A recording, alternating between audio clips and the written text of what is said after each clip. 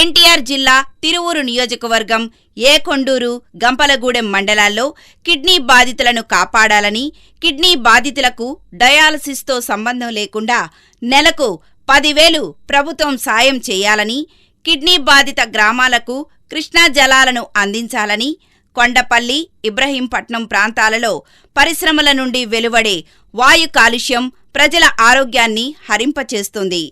పరిశ్రమల కాలుష్యం నుండి ప్రజల ఆరోగ్యాన్ని కాపాడాలని సిపిఐ ఎన్టీఆర్ జిల్లా కార్యదర్శి దోనెపూడి శంకర్ ఆధ్వర్యంలో ఆగస్టు 27న ఏకొండూరు డయాలసిస్ సెంటర్ నుండి మైలవరం, కొండపల్లి మీదుగా పాదయాత్ర ప్రారంభమై ఇబ్రహీంపట్నం మీదుగా 29వ తేదీన విజయవాడ లెనిన్ సెంటర్ వరకు పాదయాత్ర సాగుతుంది.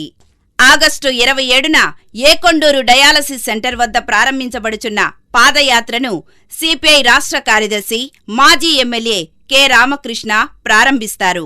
29వ తేదీన లెనిన్ సెంటర్ దగ్గర జరిగే బాధితుల సభను సిపిఐ జాతీయ కార్యదర్శి కె నారాయణ, మాజీ రాజ్యసభ సభ్యులు అజీజ్ బాషా గారు, రాష్ట్ర కార్యదర్శి కె రామకృష్ణలతో పాటు వివిధ రాజకీయ పార్టీలు, ప్రజా సంఘాల నాయకులు పాల్గొంటారు.